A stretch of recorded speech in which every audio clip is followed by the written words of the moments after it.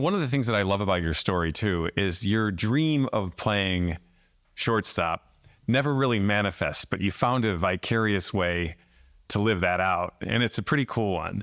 So how many people go from an orphanage to building this incredible empire to becoming a billionaire and saying, what fun can I do with that?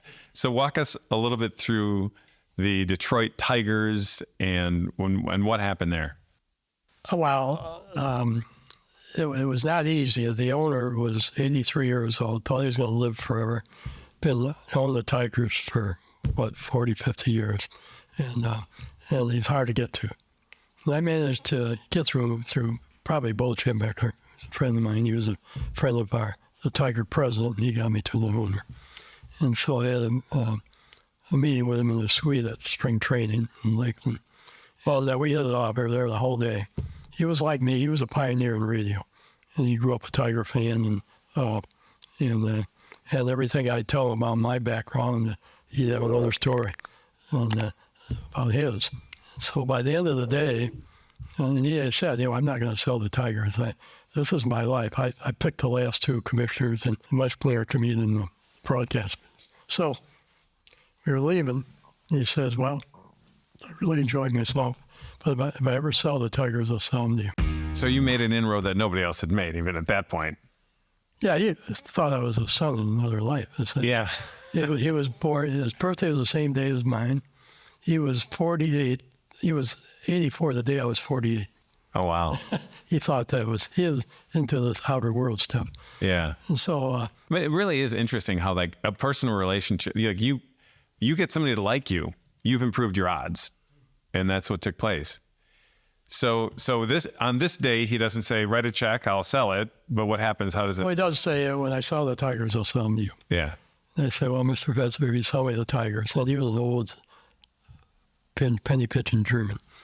I said, Mr. Fetzer, if you sell me the Tigers, you name the price, I'll pay it. I'm taking a risk.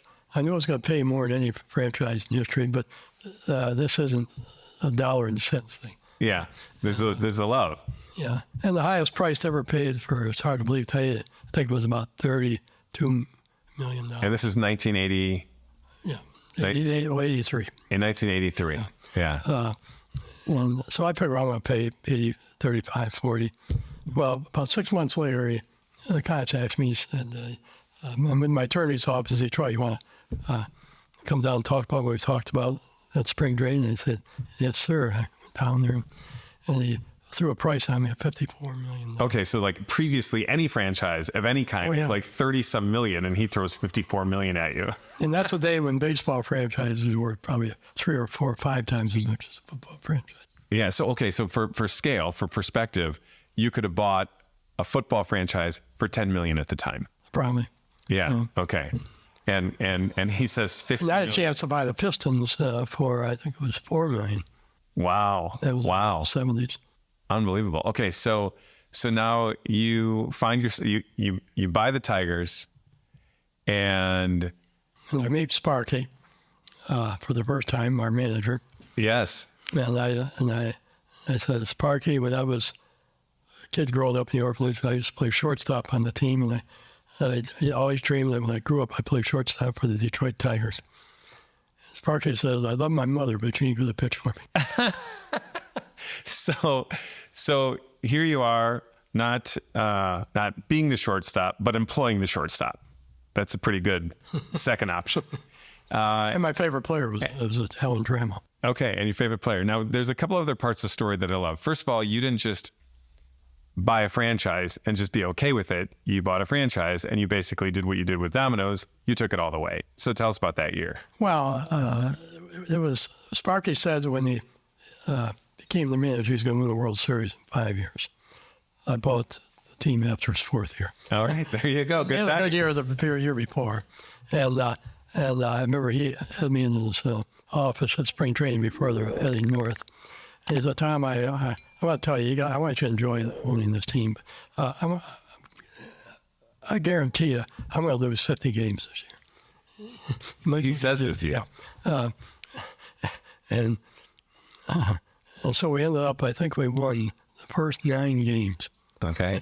And then we lost a game. I think it was a close game. Then we won 7 more, 16-1. Wow. And then And how many games this season at the time? 162. Okay. And we were 35-5. That's still the fastest start in the history of baseball. Wow. And then we went to Seattle, which was a nothing team. We got swept.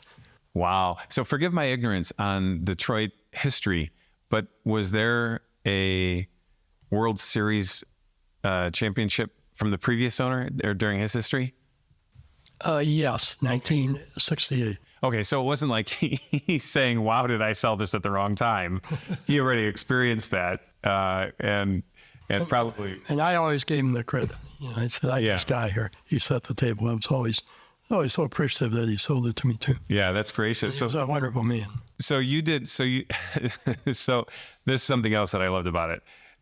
You wanted to meet all the guys who were your heroes when you were a kid watching them. Yeah. And what did you do there? You arranged something that was new to Major League Baseball. I started a Alumni Association, former players. Yes. And it became the busiest one in baseball. They did softball games, golf tournaments, and it was, and they really appreciated it because a lot of them weren't making any money. Yeah. It was the first time they were asked to do anything. They were scattered all over the country, paid for them to come in, and so that was fun. The people that Chico Fernandez, shortstop when I was a kid, Marty McCoskey, Walt Dropo, and Art Howdeman, Virgil Trucks. These are all big heroes to me. Yeah. And that was just a thrill for me.